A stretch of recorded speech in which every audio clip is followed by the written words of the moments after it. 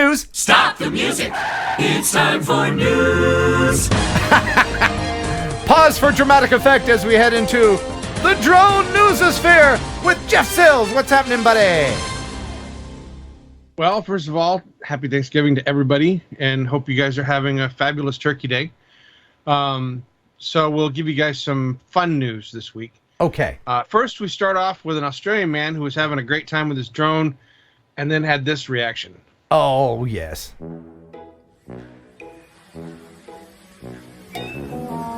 Yeah, so that's fun.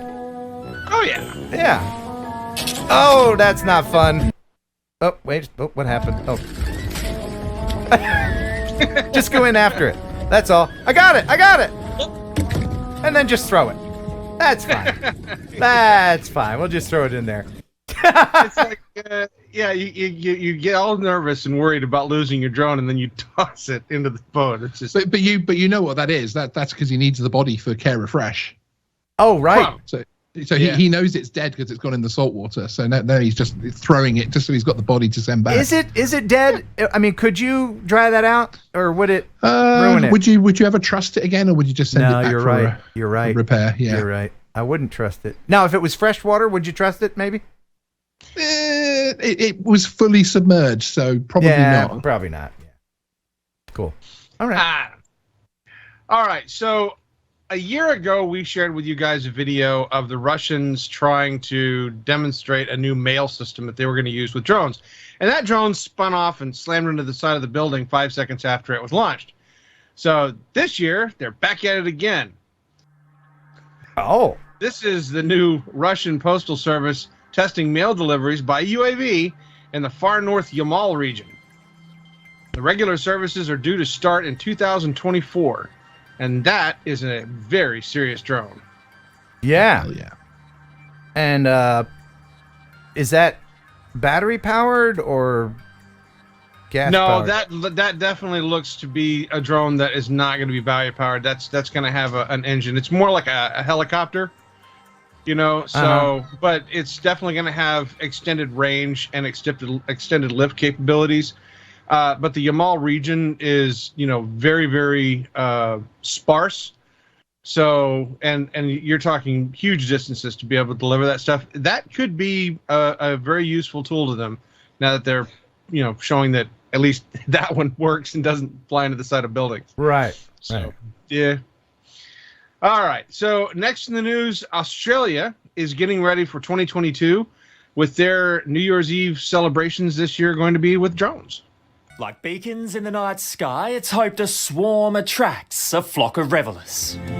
We send out hope. This was the effort above Edinburgh, Scotland's Hogmanay 2020. It's been some time since we shared anything with the rest of the world, but this New Year's, Docklands breaks new ground. The impressive light show to feature above Victoria Harbour before the traditional fireworks showcase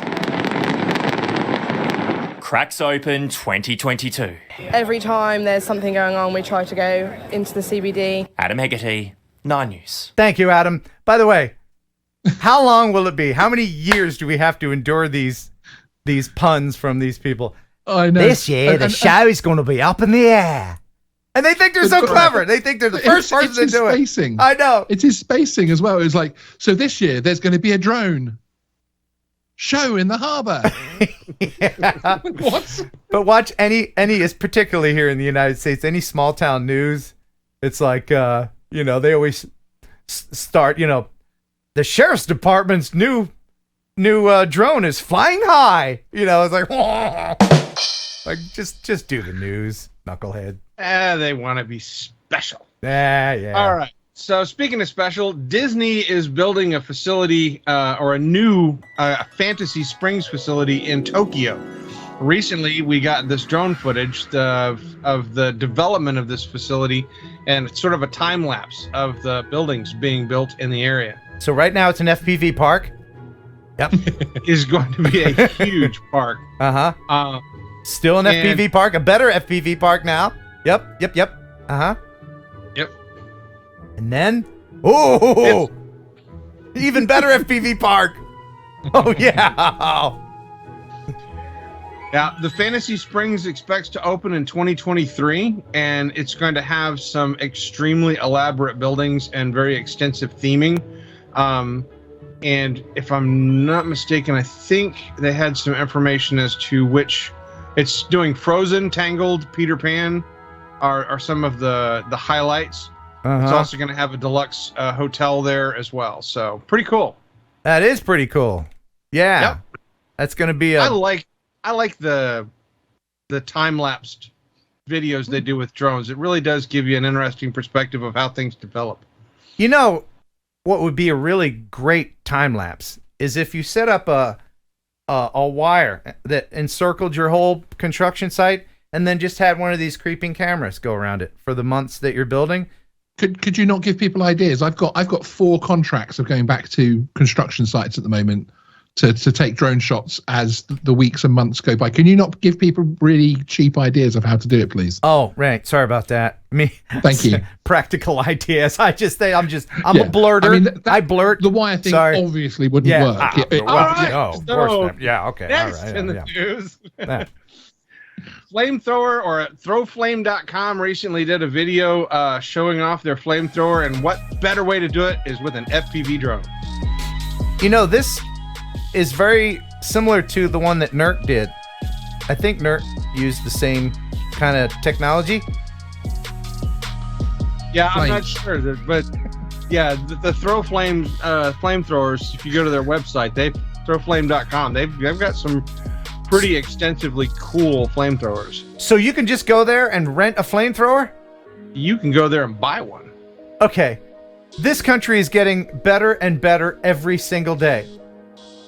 I can as a private citizen, I can buy a fire engine and then go get one of these and create my own fire to put out with my own fire engine?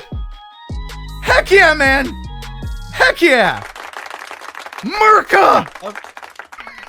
Could you, gotta love it. Sean, could you rent a flamethrower in the UK? No, and in actual fact, it's illegal to even bring in Elon Musk's little pretend flamethrower. We couldn't even buy those. I know you can't even have knives over a certain length, right? Yeah, no, that's right. Yeah, because obviously we don't have guns, so therefore the next thing you go down the order. So then they had to ban knives as well because that then became the weapon of choice. I have a couple questions for you and our British guest tonight. Awesome. Yes, it's going to be fun. When you guys get down to the point of banning forks and spoons, let me know. Well, they can't. They just use sporks over there, right? It's sporks only. Yeah. Sporks only in the UK. It's cultural differences. Yeah. That's all it is. All right. So next in the news, this one is I got no explanation for this one. This is called the Dronut X1 drone. As let me just say, rotors are safely inside the body. Let me just say, I love this already, just because of the pun name, Dronut. Whoever came up with that, there was a meeting where they're all gathered around. Okay, we got this thing. What do you want to call it?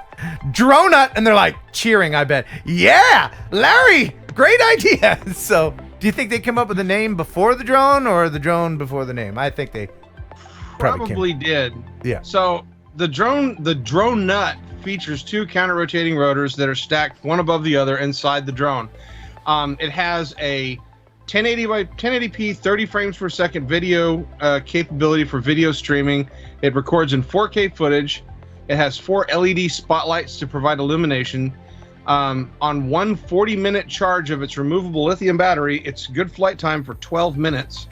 And this wonderful drone is available to you, and more likely a business, for $9,800. I'm sorry, how much? That would be $9,800. Oh man! So you could get 3 Mavic 3s. 4, 4.5. You can get 2.5 Cinnies. You're paying $9,800 for a drone that has a video streaming capability equivalent to a Phantom 3 with a flight time that is a quarter of every other known drone. Yeah. Blah blah blah. But it's called the Dronut. For $9,800, I guess you can call it anything you want. Yeah. All right, so going on with Goofy, next we have the Drone Deck Mailbox. This was designed to securely accept deliveries by drone. Okay.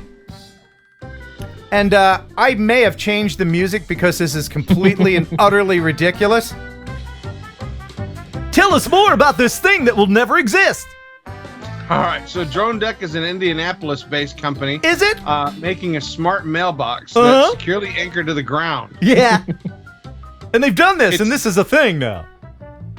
Yeah. Nope. The design is supposed to be able to act as a mailbox, but also if you have deliveries, Yeah. it would sense the drone, and then Yep. the drone would be able to deposit Oh, boy. the deliveries into the box. Oh, that sounds fun. Look at all the shit that you have to do just to get a package. It's got a hook. It's got a slidey thing. What could go wrong? Hey. Oh, why? Why do they do this? Is this why? You're even telling people where the drone's going to deliver. So you just got to sit there Right. with a hook in your car and just hook the thing out the sky with the wire hanging down. Yeah, you somebody- even know where the thing's going to arrive. You know, Somebody will it's crazy. they'll spoof the signal. They'll get Yeah. somebody else's mail, whatever it is. And then, but here's the best. Whoa, it's got flashy lights. Flashy Yeah, lights. let Get you away know from me. there's a package. Don't steal me. I've got flashy lights. And then what's this? Oh, is this a wheeled vehicle? Is this just put it in the truck to begin with? God, it's so dumb. So this is $150,000 to deliver your pop socks. Yeah. One box. That will never happen. Okay. Seems to be a bit complex. I mean, let me just. I hate to be the poo-pooer Awesome, of the, but yeah. you know, but you know, just a little dose of reality here. And then let you just drop it in the truck. Why don't you just put it in the bleep truck to begin with? Okay, all right, and I'm done. And back to you in the newsroom. All right, so the Israelis, my favorite at coming up with new and exciting ways to use drones and military stuff, have come up with this new Rook system, which is a multi-payload 6x6 unmanned ground vehicle that's fully autonomous, but also has a deployable multi-copter drone that works with it. Oh, cool. Yeah, so this is their next little, I guess, major piece of on-field components to put out with the military. And it dispatches the drone as sort of a remote weapon system, or, acts as a visual observer. So you can deploy a drone from a drone. I mean, that's what those little 6-wheeled thingies are. They're drones. Yeah, I mean, the Boston Robotics had the one that was sort of like an ox that had the 4 legs that it would follow the troops around and was autonomous. This one is a wheeled vehicle that will essentially follow the troops, carry equipment, stuff like that for them, but also allow them to deploy this drone. That's really cool. Yeah, Israelis come up with some really cool stuff, so I give them credit. That's neat. Yeah. Wow. So could that one be a force multiplier? It could be a multiplier soldier. Man, Good job. I want just that little wheel thing. I don't care about the drone Yeah. part. I want that. I mean, take the guns off of it, right? Carry Oh, my yeah. stuff. It's got different attachments. Does it have like just a seat attach? Can you just put a seat up there so I can ride around? Oh, there we go. There we Ooh. go. Oh, there we go. All right, very good. Very cool. Yeah, that was cool. All right. So next in the news, on November 21st, some ladies on the Santa Cruz beach decided to start making piles of sand and different arrangements. Other people saw that they were doing this and they joined them, and this turned into a huge project that apparently just kept happening over a long period of time.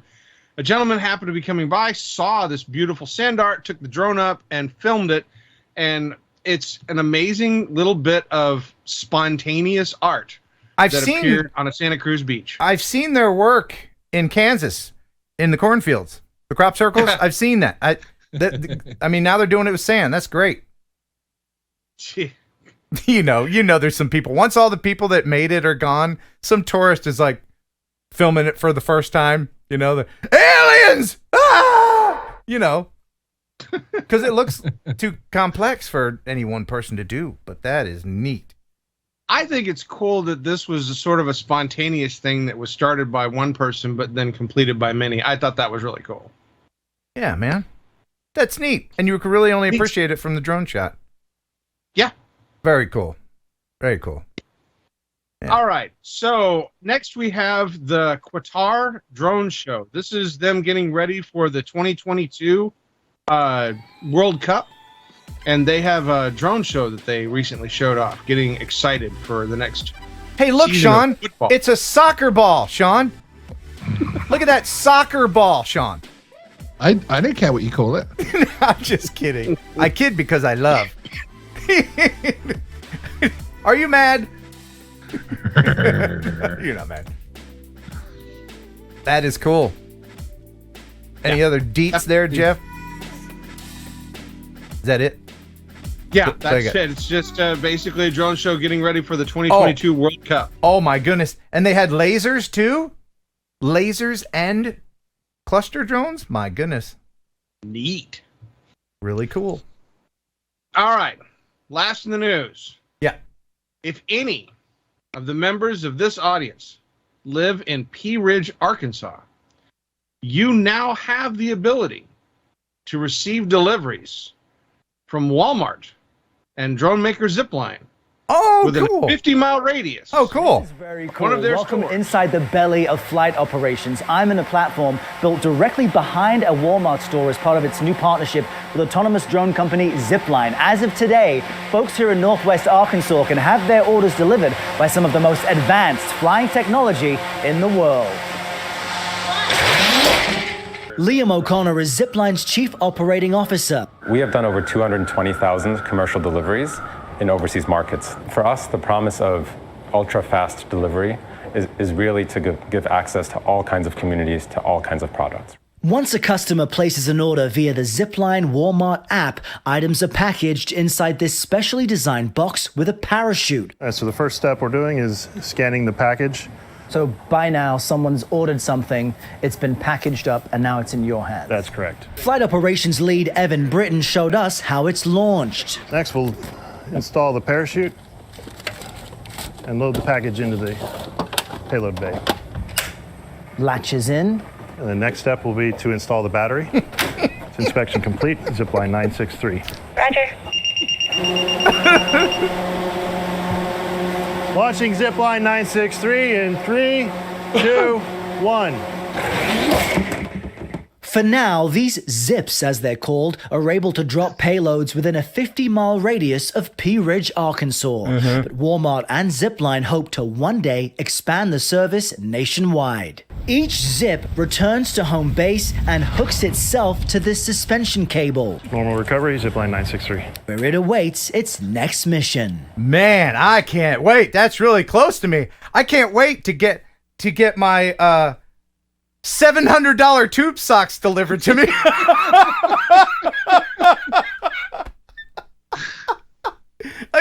Okay. All right. Let me explain this again to everyone. This will not happen. This is a gimmick. This is Walmart showing out to all the other superstores. It's like, look at us. Look how cool we are. Bibbidi bop. It won't happen. It won't happen. Jeff, your thoughts? They're using a technology that is true and trusted and proven in multiple countries. Yep. And if they have a niche for a particular people or a particular audience to be able to receive their packages this way, more power to them. Your thoughts, Sean?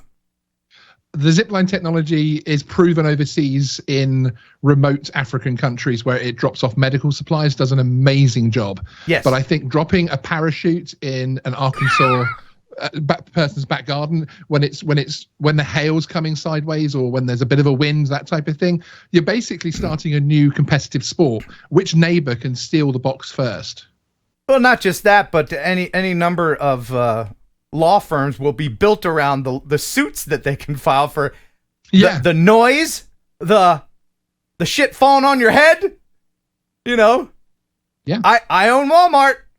Did you see the box when it hit the ground, even with the parachute? It was like rolling. Right. So, Yeah. Not to mention the fact that, history doesn't look kindly upon innovation. Let's just go ahead a few years at what the video we just saw might look like in, say, 50, 60, 70, 100 years. Dateline 2021. A company called Walmart used to offer products rides on little airplanes. Oh, Walmart was one of the last product distribution centers where customers would actually travel to, enter, and retrieve items themselves by hand. This was, of course, before China bought the United States, but more on that in another video. For now, let's enjoy these 2D images of blissfully ignorant merchants trying to cash in on the thankfully short-lived drone delivery craze of the early 20s. Are there tube socks in that box? Well, they may need darning, because this delivery drone returned home with a few bullet holes in it. Thanks, Arkansas.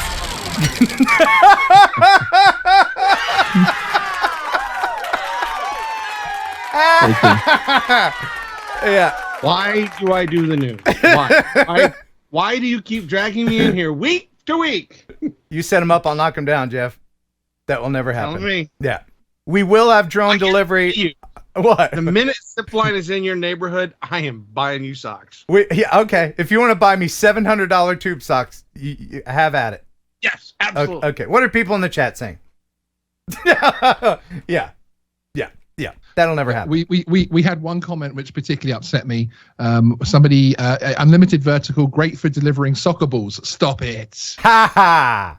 Awesome. Stop it. Jeff, thank you so much. And I am indeed most sincerely thankful on this Thanksgiving for you and all of the news that you deliver consistently week after week after week. Thank you, sir. You're welcome. And it's because of that I will only show this picture for 3, 4, 5 seconds. Thank you, Jeff. Love you, mean it. Thanks for stopping by. Now get out. We should probably mention remotepilot101.com. Isn't it a great place? Great place. It is a great place. Tell us about your place, Jason. So, Remote Pilot 101, no one has prepared more Part 107 pilots than us. And you'll be pleased, those of you who are current customers now, you're going to be experiencing version 3 and a brand new learning management system in about 2 weeks. So the best just keeps on getting better. RemotePilot101.com. Use promo code Heron18, which, by the way, Ken, I can't brag on you enough. When we search promo codes, you know me, I'm all about our marketing and everything else. Heron18 is the most used promo code. Your people listen to you, Ken. Yay! Thank Seriously. you, people. I appreciate that. And you've been very busy updating the lessons too, because there's not every video has gotten a facelift. There's 76 videos in there. Every single one has gotten a facelift. The course has gone from 9 hours to almost 12 hours now. There's just so much new content. We're always trying to innovate, push new content. Now with all the recurrent tests changing so much, we're like, wow, we just launched our new course. We need to fix it now. So we're back to that. I was just reviewing some of the stuff our writers sent over earlier for some of the content, and there's some more great stuff coming out here soon as well. And you take actual questions that test takers give you and kind of incorporate those in the quizzes too, right? So they're actual FAA questions. We have a ton of data on that, no doubt. So yeah, and I always share. You know this, Ken. I call them the boot camps at the end, where I share. This is a question you're going to see on your knowledge test. Let's not memorize it. Let's understand the why behind it. But just to prepare them for the knowledge test. You know this, though, Ken. I want you to be safe in the real world. My mission isn't just to pass a test. I want you safe when you're out there flying FPV, whatever it is, so you can be a light and be a mentor to everybody else that's out there wondering about what this new drone space is. Even though it's not that new, but to many it is so new. We have to be ambassadors to that. You're a shining star, Jason. A shining star. Awesome.